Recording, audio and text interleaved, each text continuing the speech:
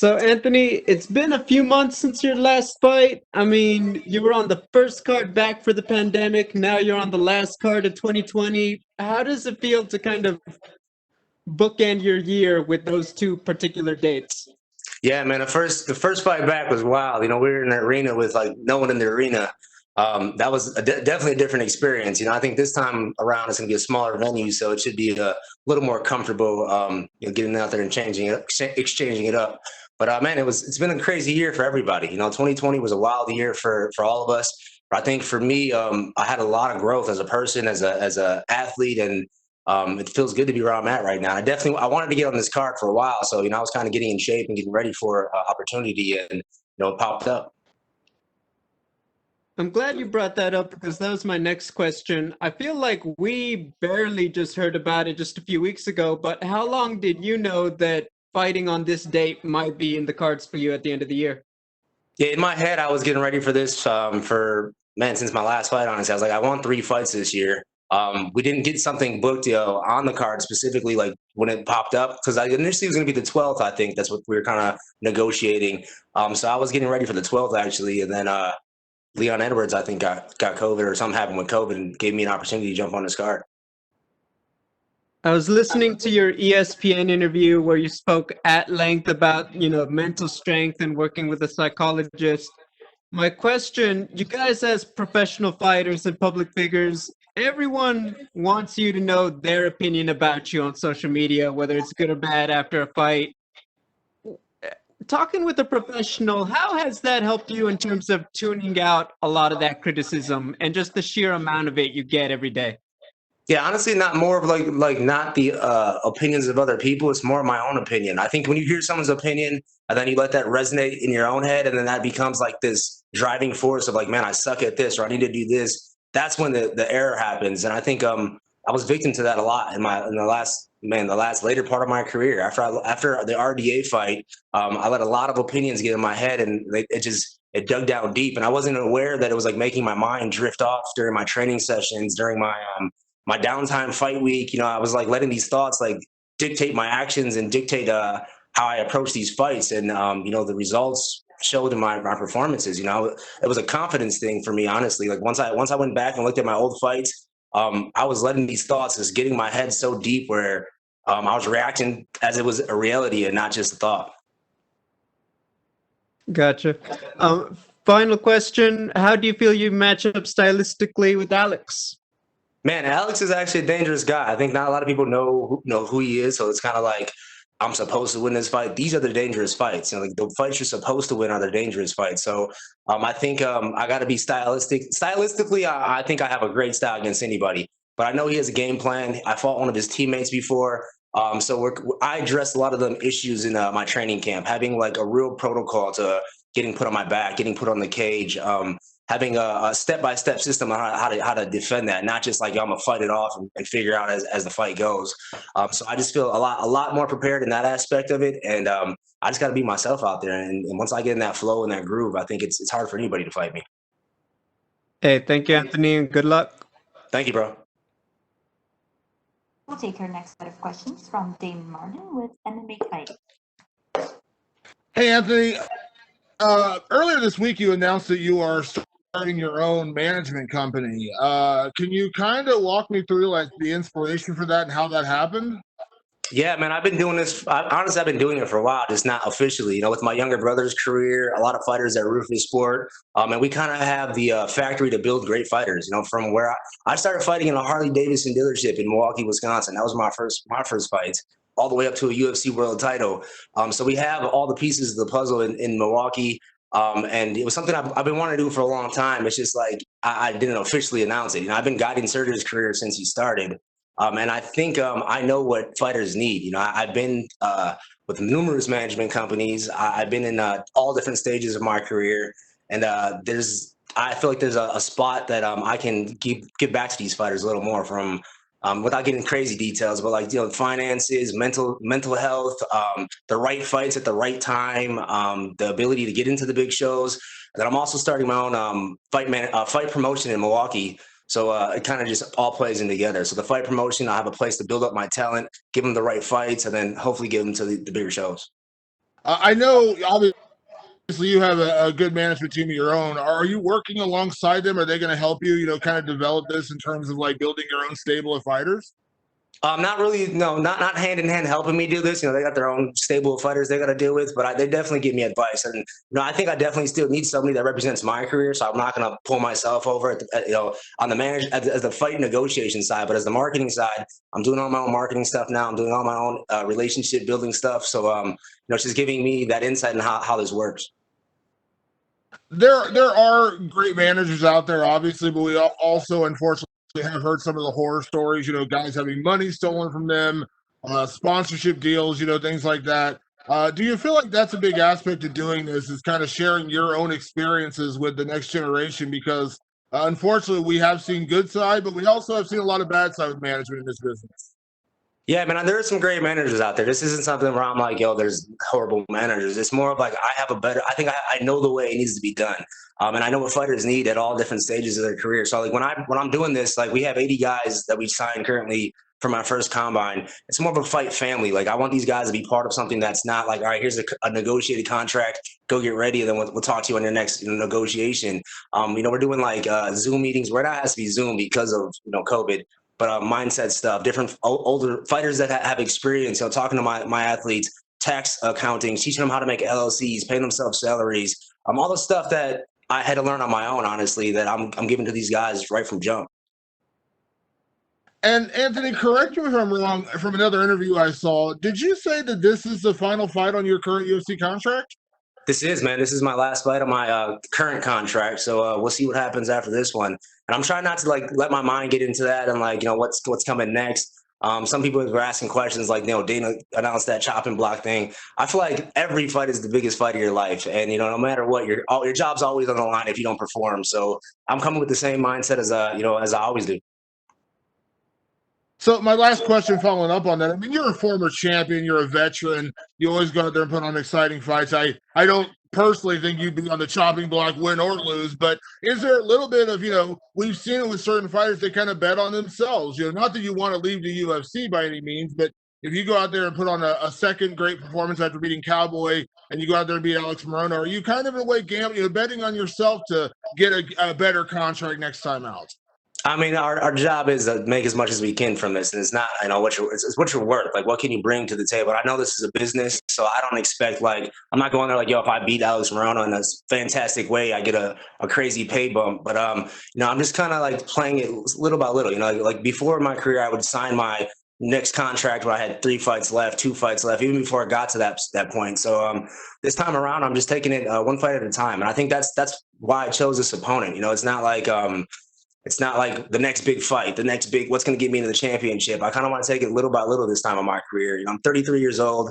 I want to do another run at this title. I want to do another run at becoming who I was before as a champion. And I want to do it little by little. I don't want to jump into that next big fight. And when I'm not, when everything in the back end of my life isn't ready. So I feel like I'm putting all the pieces together with the coaches, my personal life, my family, my friends who's around me, my circle. I think I'm getting that part right. So once I do make this run, it'll last a lot longer. Thanks, Anthony. Thank you, bro. We'll take our next set of questions from Cody Cruz with For the Win podcast. Mr. Pettis, good to talk to you. How you doing? I'm good, man. How you doing? I'm doing fantastic. Thank you for your time today. You commented that you're in a great personal moment, keeping it kosher, starting new ventures, and exploring new opportunities. What would you feel when you think about everything you achieved in your career so far?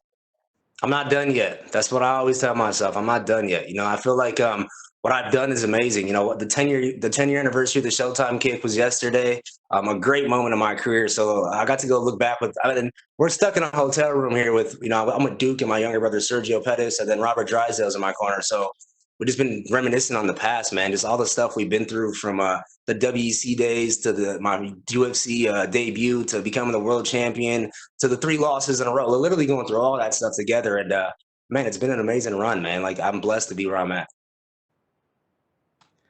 Well, Alex Morono expressed that he was very happy to face you. I would like to know how this fight came to be and why is it specifically who you wanted to face? Well, this fight came to be. I wanted to fight one more time at the and before 2020 was over. I only got 2 fights this year. Usually I fight 3 or 4 times a year. And where my mindset's at, right? I feel like I have a whole new set of tools that's not physical that I can actually bring into these fights. And the only way to know if it works is to go test it. And they gave me a list of names. The first guy I chose wasn't available. Alex was the second name on the list, and he took it right away. So the way the fight came up is I think Leon got COVID or something happened where that fight got pushed back. It opened up a spot on this card, and of course I say yes. Regarding your technical aspects, I know it's a known fact that you're pretty well rounded. I would like to hear your thoughts on how do you think your experience will factor in for this match against Morono. Yeah, I mean, I've got so much experience. I mean, I've grew up under these lights. I think most of my professional fights are in the UFC or in the WEC, under the Zuffa flag. So I've seen all of it. I fought the main event on the card, Wonder Boy, another crazy style that I had to get ready for. So I feel like definitely my experience is going to help help me in this fight. But Alex is dangerous, and I'm not overlooking this guy. It's like one of them things. Like this is a high stake fight, especially because not a lot of people know who he is, and it's his chance to make his name known. So this is a dangerous fight for me, and I love these kind of fights. It puts the pressure on me. Well, you are very creative, without a doubt, one of the most entertaining fighters to watch in the sport's history. Where does this creativity comes from? How do you feel about being in this position where now you can be an inspiration for the young and up and coming fighters? Yeah, it's crazy, man. Like after seeing the Showtime kick and seeing it's been 10 years since then, I'm like, man, that made me feel old. Even though I'm 33, I'm like, I've been in this game for a while. That's kind of like the part of me starting the management company. I think I have a lot of experience, a lot of knowledge in this game that I can help these fighters. And we also have a great training camp at Roof Sport that we have for fighters to attach to, and if they just show up, they can take their career to the highest levels. The creativity really comes from my Taekwondo background, I would say. As a kid doing these flashy kicks and having that intensity to compete, and it's a different style than the traditional Muay Thai and the karate style that we see, the wrestling. My kicks are a little different. My flash is a little different, and I've had some amazing moments in my career. Without a doubt. I know you don't want to talk about the future that much, but the thing is, Cub Swanson said he'd love to measure with you sometime in the future in the 155-pound division. What do you think about this idea and about what Cub could bring as an opponent?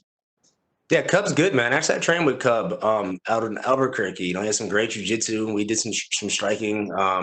His last fight, he looked amazing, man. Big ups to him for that last performance. I was definitely rooting for him in that fight. And he faced some adversity too with them low kicks, changed his stance up, got that range. It was a beautiful performance. I say yeah to anybody. I'm not afraid to fight anybody on this UFC roster. I think I proved that in my career already that I fight the best of the best, and it would be fun to fight with Cub. Absolutely. I would pay to watch that any day. Thanks, bro. Well, Anthony, it's been a pleasure. It's been an honor to talk to you. One final thing. I hail from Santiago, Chile in South America, a place where you have tons of fans. So I wanted to give you a moment to address these fans and probably wish them a happy holiday. I don't know. It's up to you. Yeah, man. Make sure you guys tune in. Thank you for all the love and support. And, happy holidays to everybody. Make sure you watch this Saturday. Thank you so much for your time, Anthony. Best of luck on Saturday. Thank you. We'll take our next set of questions from Sumit Data with Sports Data. Hey, Anthony, hope you're doing well. I am. Okay, so right off the bat, 10 years of the Showtime kick, and it's right up there as one of the most iconic finishes in history. All these years later, when someone brings up that knockout, what's the first thing that comes to your mind looking back on it? I can't believe it worked. Honestly, when I threw that thing, it was the last round of the last UFC WEC fight, and it kind of won me the title. So it was like me and Henderson had a good back and forth battle that whole fight. If you watch the whole fight, that's what makes it even more spectacular is how I landed it, and what the stakes were going into that kick. But yeah, I mean, even when I threw the kick, I remember I jumped off the cage. I remember I hit him with my foot. I'm like, I did a full 360. I'm like, oh shit, it worked. And I go and try to finish him off. But Ben's a tough dude, man. So it was definitely one of them moments in my career that I always look back and be proud of. Absolutely. So this is your second fight fighting under this conditions in this pandemic. Has there been any sort of difficulties for you in preparations for this fight, or like any major changes that you had to make to your camp? Yeah, I haven't done the traditional training camp like I usually do. Like, I'm not doing the team training like how I usually start my camps. I've done a lot of training out here in Las Vegas for just different styles and different looks with the Njokuanji brothers, Anthony and Chidi. Both guys, amazing Muay Thai fighters, great MMA martial artists. And for me, it was just getting a feel for different body styles. It's crazy because I was supposed to fight Anthony Njokuanji in WEC, and now he's kind of holding pads and coaching me. This many years later. So, he's amazing athlete. And then Robert Drysdale is somebody that's going to be in my corner. So I changed up my my approach to my jiu-jitsu and got some new tools and some new body styles, new ideas. And I feel like where I was at mentally, it allowed me to actually absorb a lot more from these guys. I wasn't going in there with the mindset of I know everything. It was more like, what can they teach me? What can I pull away? And what can I add to my game? And you recently also mentioned you've been working with a sports psychologist. Could you tell us a little on how that has benefited you? Yeah, I was totally against that, honestly. Before this year, I was like, I don't need to talk to anybody. I know my head, I know my body, I know what I need. My fiance actually is the one that talked me into like going to actually sit down with this guy. And the UFC offers this to all their athletes. So, I mean, any UFC fighters, they definitely should be taking advantage of this avenue. And he just opened up my eyes to a whole new aspect of not only the fight game, but to my life, like how I deal with specific situations. Like just the I guess when your body's like in control and your mind's out of control, like you're not even present in like certain reactions like anger, anxiety, fear, like all like your body's in like set in these ways of handling them things, and you don't actually sit back and absorb like, why do I react this way? Why do I handle it this way? And initially I started this in like February is my first time meeting with him. So it's almost a whole year with this guy. And we started in my personal life, like fixing my personal relationships, how I react with my daughter, with my fiance, my mom. And then we trickled that into my fight career and bringing back that presence to the training room. Like instead of letting my mind drift, like I always train hard. It's not like I wasn't training hard. It was just like the right style of training for my mentally being there. So like, you get a thought in your head and all of a sudden, 20 minutes later, you're like, oh shit, like how did that 20 minutes pass by? And I'm sparring these top level guys. I wasn't like mentally there in these practice rooms. And now I have the ability, like when I feel a feeling, I can recognize what I'm feeling and then immediately bring myself back to what I'm supposed to be doing at that moment. Well, that's great to hear. And Thank you. you're a former lightweight champion yourself, and you've been around in the welterweight division for a while now. Moving forward, what would your vision be for your career? Yeah, I was going back to lightweight. That's why I'm already on weight right now. I woke up after my last training session last night. I was like a pound underweight. So I was already on the path of going back down to 155. But this opportunity popped up, so I was like, "Yo, I gotta take this one more fight for 2020." So I feel like lightweight is where I'm going to be focusing on for all next year. Okay, and one final question. We've seen the Showtime kick, and we've also seen the Superman punch finish from you in the past. Could we expect another crazy finish from you this weekend? If the opportunity presents itself, man, I'm going in there with no pressure on myself. I want to go have fun out there. I want to be smiling. I want to enjoy this process. Like even the Cowboy fight, I think that was my first fight where I actually got to enjoy the process of the fight. I didn't put so much anxiety and pressure on myself to perform.